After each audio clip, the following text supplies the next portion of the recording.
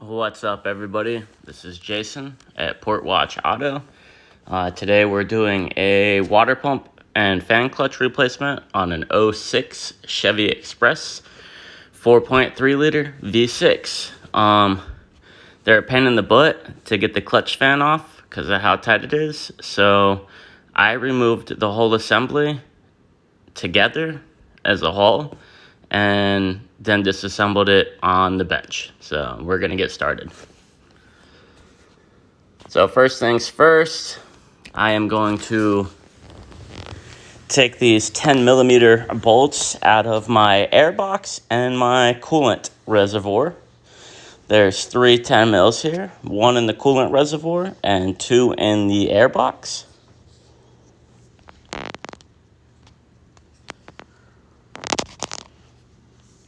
I'm gonna put them in my cup. So now I'm just gonna slide my reservoir out and set it to the side. Next, I'm gonna move on to the air intake hose clamps. They are 8mm or a flathead screwdriver. I opt for the 8mm here on my 3/8 stubby, and I just loosen those guys up. You don't have to remove them, just loosen them. Now we're moving on to this mass airflow sensor, which has a gray slide tab in the bottom of it. And you're gonna have to pry that slide tab back straight towards you so you'll be able to actually squeeze the connector and slide it off. So that's what I'm doing right now. Sometimes they get old and cruddy and they'll fight you or even break. I got mine out here, problem free. Now I'm going to remove my air box, and I'm going to set that to the side. So then I'm going to move on to the air duct that connects to the throttle body.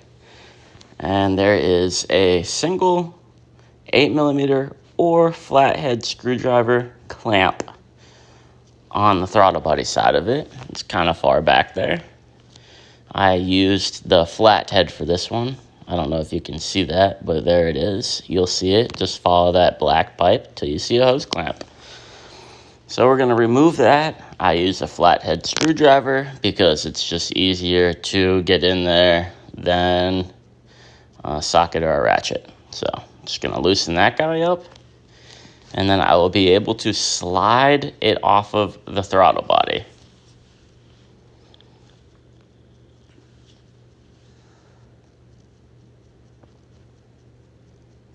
Loading.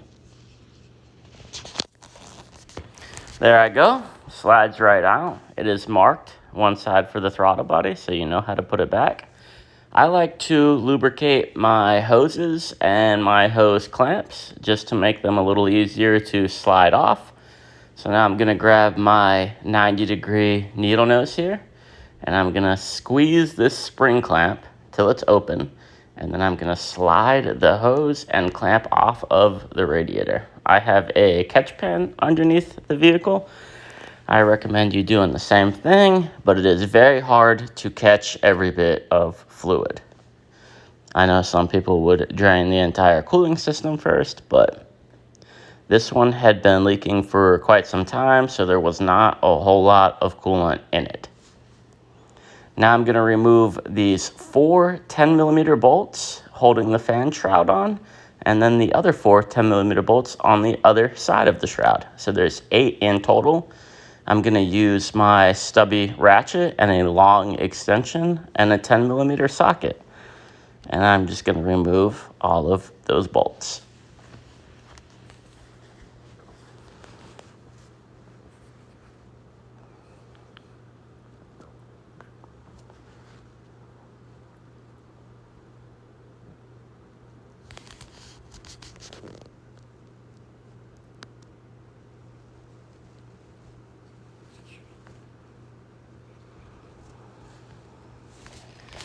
And then next I'm going to move on to this wiring harness that is going across the top of my, well, I lied. There's 2 10mm on the front here holding the shroud onto. So one on that side and one on the other side. You need to remove both of those.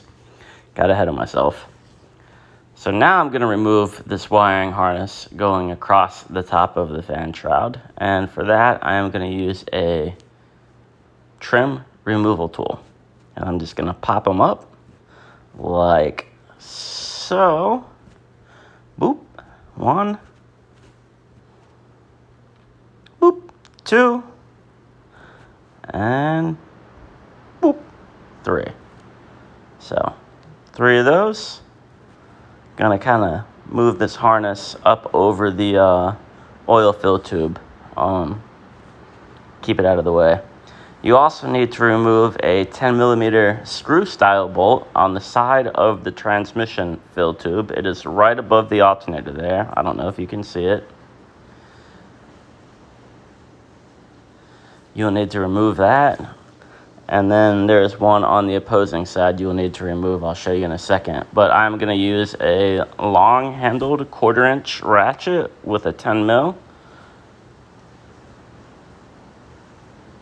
Just easier to get in there than a wrench. And I'm going to break that 10mm loose and spend a little bit of time backing it out. Now, I do fast forward some of this just to save you the painstaking process of how long it takes me.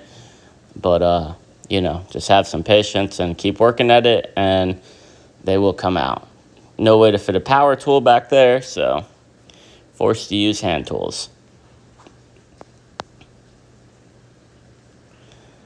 Now, the side for the oil fill tube, you are able to put a electric ratchet in. There's my bolt. So the transmission side is done and loose, and now it's time to get the oil fill tube loose. Now, it's on the exact opposite side of the one we just removed, and I will attempt to show it to you here, but it is hard to see. So if you follow the oil fill tube above the alternator there, you will see it on a black bracket. Now I'm going to use my Milwaukee electric ratchet and a 10mm socket here, and I'm just going to back that sucker out. There it is. Nice and easy. That's done.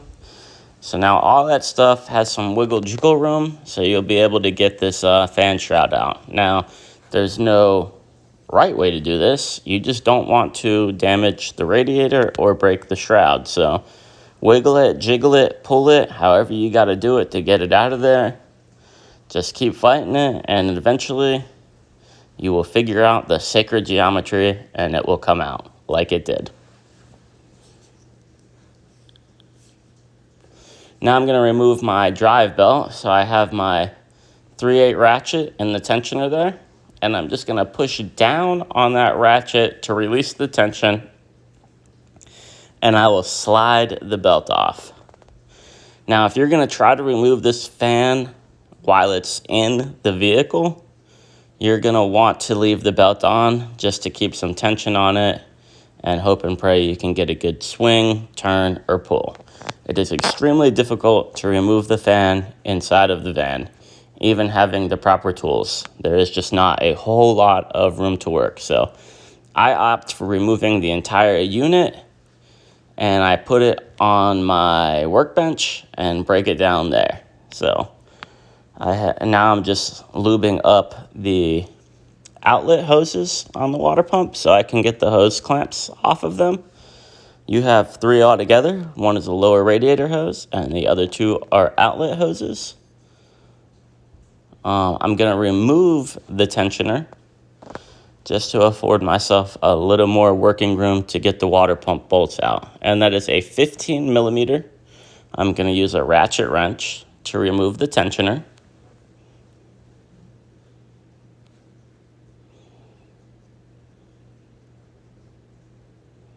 And there it is. So I'm just going to put it on that one bolt on the tensioner. I'm going to break that thing loose. And I think we change camera angles here in a second, but you know, just turn it till it's out or till you can turn it with your fingers, and then you will be able to pull the tensioner out of there like so. We're going to set that to the side. We have, I believe, one more hose we need to remove. Well, I'm actually going to fight this top hose here. Oh, nope. Actually, I'm going to go ahead and remove the 4 15mm water pump bolts. And I'm using a swivel 15mm socket on my stubby. I know you can't see. The angle is terrible, but you will find the 4 bolts mounting the water pump to the block. You'll have to shine a light back there like so you can see them. And then you're just going to remove all 4 of those.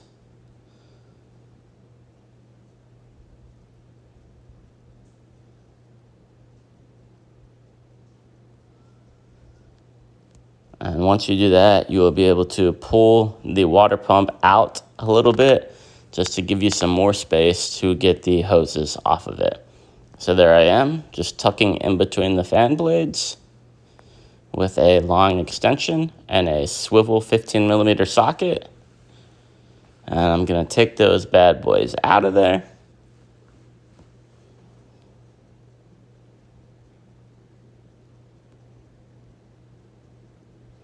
And then I'm going to pull my pump forward.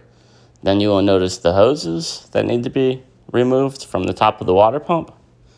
I think I'm going to attack this right side hose first. I have to slide my spring clamp up. There I go with my needle nose.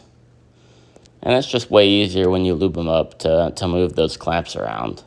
So once I get that up, I think I'm going to grab my large hook pick here, because that hose was on there pretty good, and I'm just going to work around that hose until I can separate it from the nipple. Eventually, I will be successful here, and she will be free. And there it is. It's off of the nipple and out of the way. Now, I think I'm going to remove the idler pulley here in a second just to get a little more access to the other hose on top of the water pump. And that is a 15mm bolt as well, and you can use a power tool for that. So I believe I'm removing that right here, or figuring out that I need to remove it to get easier access to the other hose there. I'll figure it out in a second. There I go. Now I'm going to remove the idler pulley, just one 15mm bolt. And it is loose, and we're going to put that off to the side. Now you will be able to access the other outlet hose on top of the water pump and work that bad boy off of its nipple. Another thing I'm going to mention is this one's lower radiator hose was seized onto the water pump pretty good, and it was just fighting me. So I opted for removing the lower radiator hose from the radiator side and taking the hose, the water pump, the fan clutch, all out together. And I just put it on the workbench and disassembled it there. Much easier, especially if you got a second set of hands. It's just a hell of a lot easier. So this is the hose that I need to remove, my secondary hose. Bam, got it off. I slid my water pump forward. It is laying in the fan shroud right now, and I'm removing the lower radiator hose from the radiator. And here in a second, I will pull everything out together as one unit. There it is. You can kind of see it. And up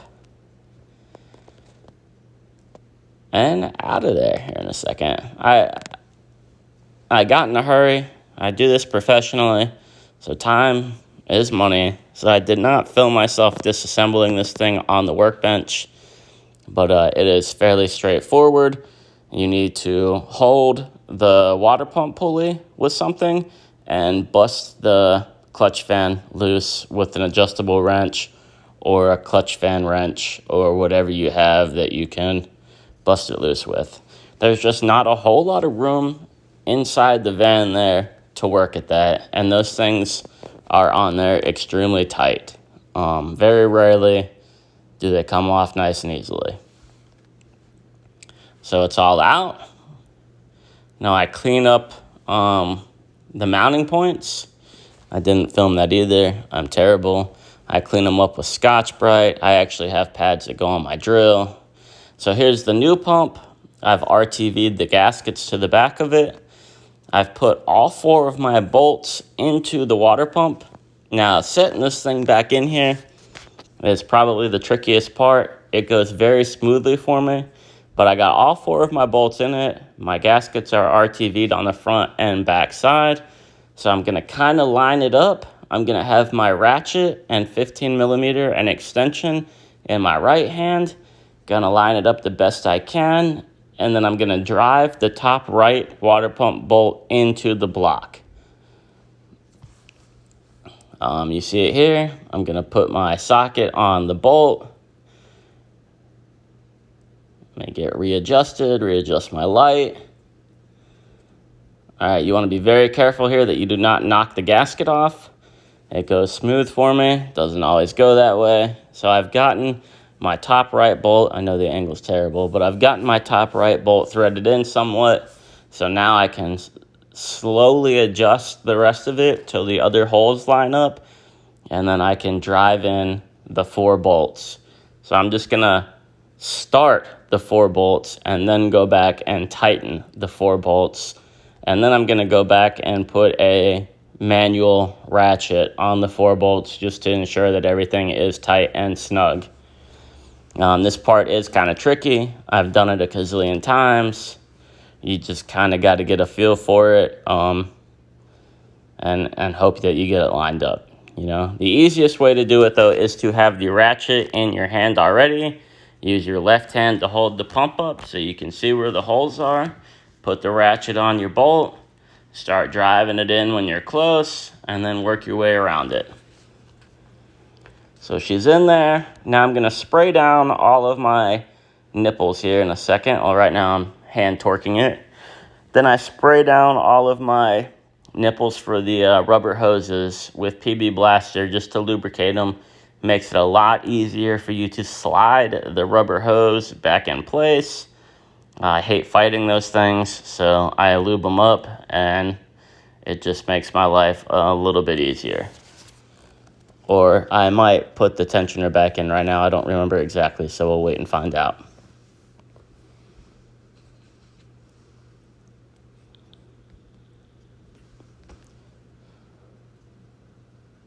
Nope, spray them down with PB Blaster, soaking everything up, make sure it's nice and slippery.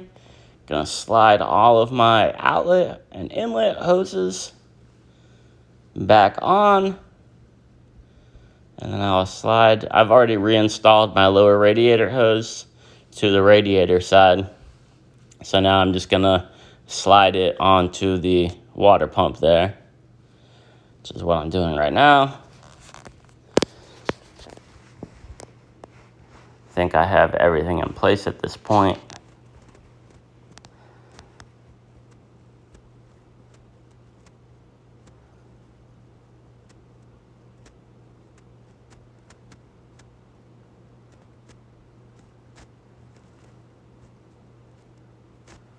Yep, making everything a little easier to get to.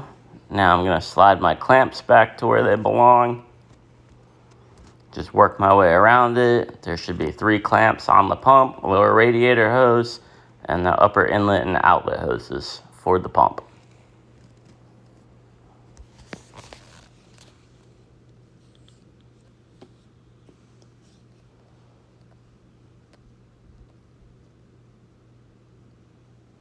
Working on that lower radiator right now.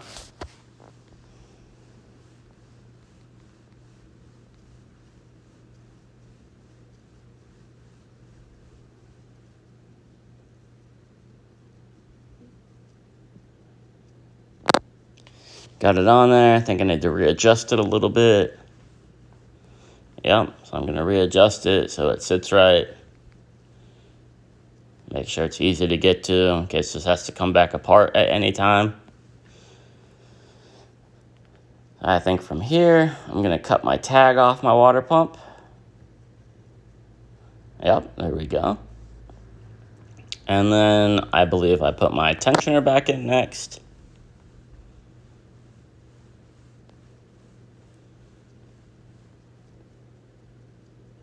There we go. My idler pulley, excuse me. So one 15mm bolt to put my idler pulley back in. That's installed. Now I'm going to put the tensioner back in. I think after this, I have to put my water pump pulley onto the new water pump, and that is held on with 4 10mm bolts. There it goes. Gonna slide it onto the pump. Get one bolt lined up and started, and then I will get the other ones in and tighten them down. So here we go. I'm gonna tighten everything down.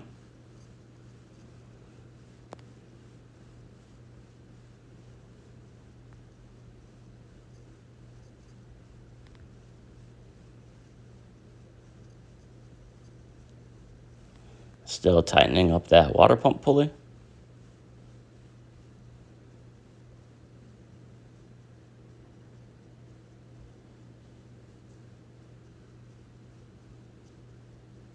Now I'm going to put my drive belt back on. It is just going to hold the water pump a little more firmly so I can thread the clutch fan back on without it spinning. Now I replaced the clutch fan and the fan blades in this one. So it got a brand new water pump, brand new clutch fan, and brand new fan blades.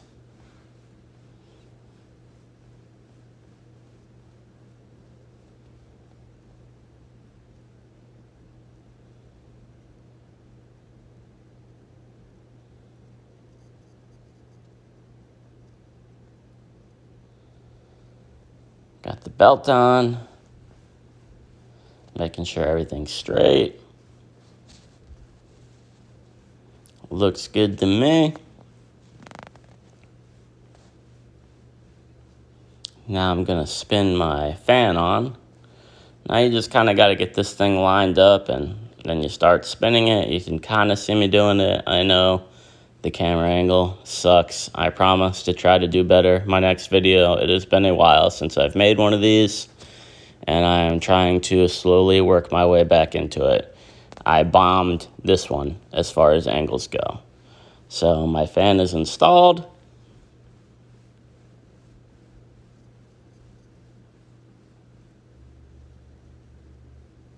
I'm gonna tighten it with my wrench here.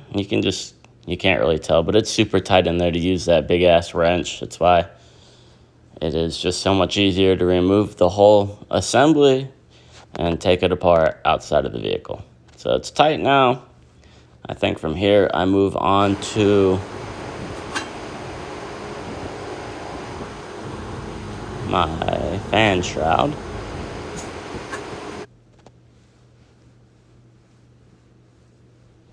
I have all the wires and everything bungeed out of the way just to make this easier. There's no simple way to do it. I started from the driver's side, stuck it in here at kind of like a sacred geometry angle, and just wrestled it in there. See how I twisted it and then slid it in? Really wasn't that bad. It is kind of a pain in the ass. Sometimes you got to wrestle it for a minute, which is what I'm doing right now. And there she goes. So now I'm going to line up my bolt holes with the top of the shroud to the bottom of the shroud. And I'm going to reinstall all 8 of those bolts, 10mm bolts that I removed.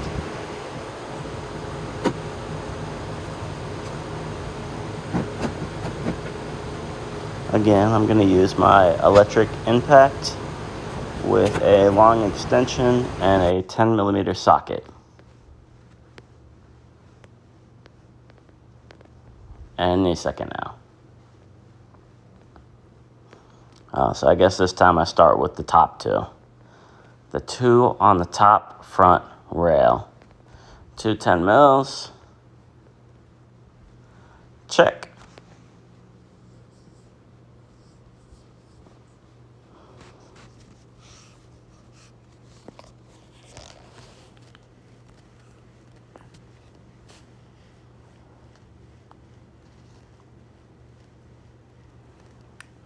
Tighten those guys up.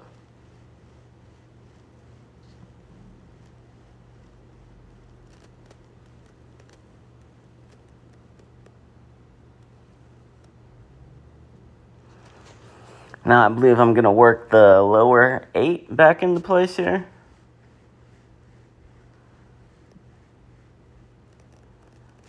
There I go on that side, lining everything up.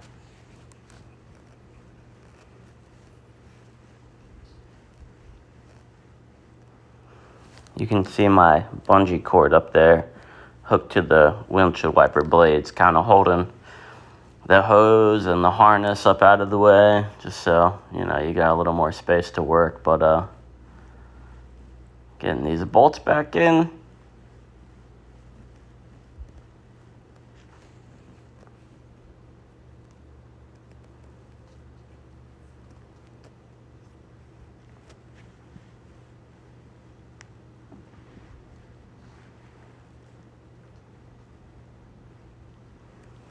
Alright, I took my bungee strap down, and I'm going to, I reckon, lay this harness back where it was and push all of the pins back in. Need to tighten up the oil fill tube, which was a 10 mil bolt with the screw end. And then I'm also going to do the transmission tube as well. Very important that both of those bolts go back in. Otherwise, those fill tubes can rattle out of their homes, and it's just going to cause you a huge mess later on down the line. So I got the oil side tight.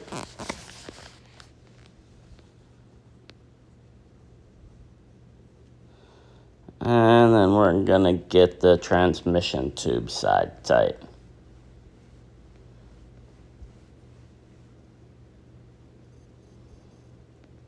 Alright, now we're going to reinstall the harness where it belongs. Just push your clips back in their hole.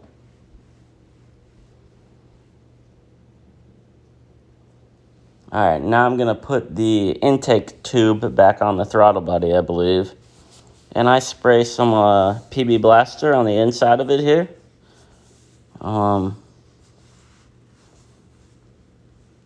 And then I slide it back on the throttle body.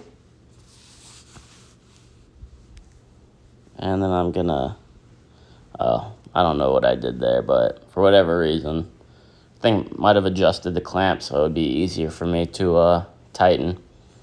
So there we go. That PB Blaster just makes it so much easier to slide back into place. We're gonna tighten our hose clamp that's on it with a flathead.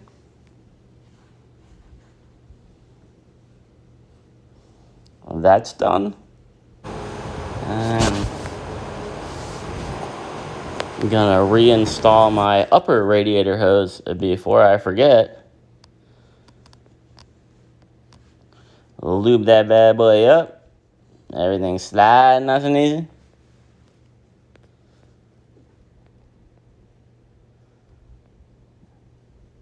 And there we go. She on.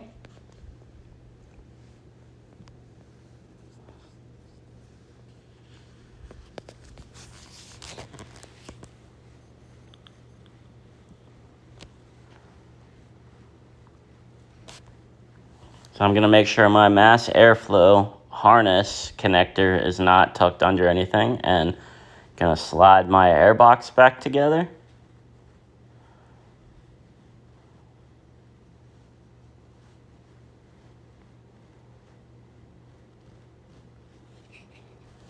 Now I dropped the other bolt for the airbox underneath the van, so later on when I back it up, I grab it and throw that in. But right now, I leave it out because it's under the van somewhere. Plug my mass airflow back in, tighten up my hose clamps, because we don't want no air leaks. And then I'm going to install my coolant overflow tank. There that goes. It just slides back in its tabs there, and then it's held in with one 10mm bolt.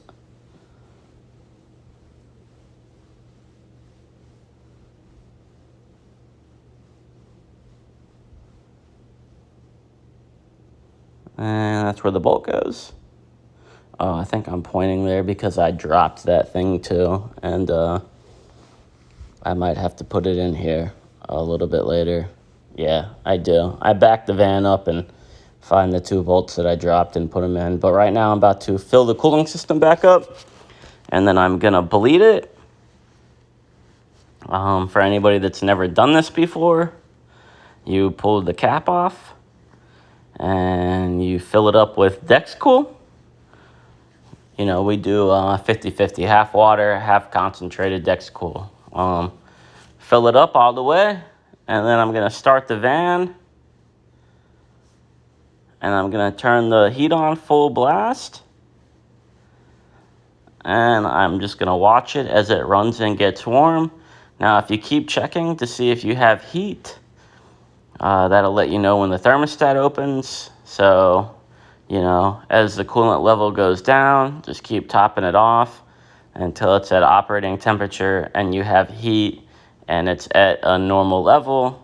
Then you're going to put the cap on, go drive it, bring it back, pull the cap off, check it, and that's it. We're done. Thanks for watching, guys.